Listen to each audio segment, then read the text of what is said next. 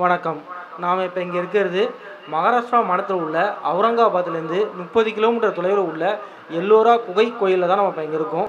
இந்த கோயிலோட அதிசயங்கள், மர்மங்கள், இந்த குகை கோயிலை வேட்டுக்கிரகவாசிங்க தான் கட்டினாங்களா, இல்லை உண்மையிலே ஏலியன்கள் கட்டினாங்களா, இல்லை மனிதர்களால் கட்டப்பட்டதா அப்படிங்கிறத பற்றி நம்ம விரிவாக பார்ப்போம். வாங்க வீடியோக்குள்ளே போகலாம்.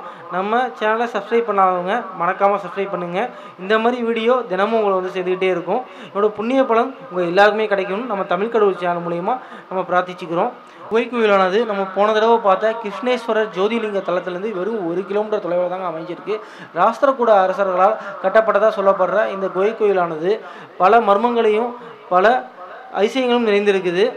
இந்த அதிசயங்களை பார்த்தோம்னா, இந்த குகை கோயில் கட்டும்போது மீதம் சேதமான கற்களெல்லாம் எங்கே கொட்டியிருக்காங்கன்னு தேடும்போது எங்கேயுமே கிடைக்கலங்க.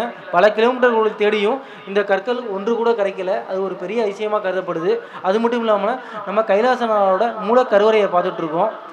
அது மட்டும் இல்லாமல் இந்த கோயிலை வேட்டுக்கிரகவாசிகளால் கட்டப்பட்டதா இல்லை ஏலியன்களால் கட்டப்பட்டதாங்கிற மர்மம் முடிச்சும் இதுவரைக்கும் அவிழ்க்கப்படலை. அவ்வளோ அதிசயங்கள் இந்த கோயிலில் நிறைந்திருக்கு. இந்த கோயிலானது 35 கோயில்களை உள்ளடக்கியிருக்கு. இதில் 17 இந்து கோயில்களும் மித்தம் உள்ளதெல்லாம் பௌத்த கோயில்களும் சமண கோயில்களாக அமைஞ்சப்பட்டிருக்குது. பல நூற்றாண்டுகளாக கட்டப்பட்ட இந்த கோயிலானது யுனெஸ்கோவால் மிகவும் பாரம்பரிய சின்னமாக நம்ம இந்திய அரசாங்கத்தால் அங்கீகரிக்கப்பட்டிருக்கு.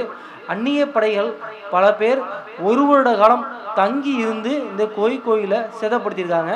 அப்படி இருந்தும் கூட சிறு துரும்ப கூட இந்த கோயிலேருந்து அசைக்க முடியல, அவங்களோட சேதப்படுத்தவும் முடியல. அவ்வளவு உறுதித்தன்மை வாய்ந்த இந்த குலேர கோயில்கள் அமையப்பட்டிருக்கு. ஏன்னா நம்ம இந்தியர்களான நம்ம ஒற்றுமையை யாராலையும் அசைக்க முடியாது அப்படிங்கிறதுக்கு இந்த எல்லோரா குகைகள் ஒரு எடுத்துக்காட்டாக அமையப்பட்டு. இந்த எல்லோரா குகைகளை பார்க்கறதுக்கு பல கிலோமீட்டர்கள் நம்ம நடந்து போகணும் அவசியம் இல்லை. தொல்லியல் துறையினால் பேட்டரி கார்கள் அரேஞ்ச் பண்ணப்பட்டிருக்கு. அதன் மூலிமா குறைந்த வாடகையில் நம்ம எல்லா கோயில்களையும் நின்று நிதானமாக தரிசிக்கலாம். அது மட்டும் இல்லாமல் செவ்வாய்க்கிழமை மட்டும் சில தூய்மை பணிக்காக இந்த கோயில்கள் விடுமுறை தினமாக அறிவிக்கப்படுது. மற்ற எல்லா நாட்களையுமே நம்ம இந்த கோயிலை மிகவும் பிரமிப்போடு வந்து தரிசிட்டு போகலாம்.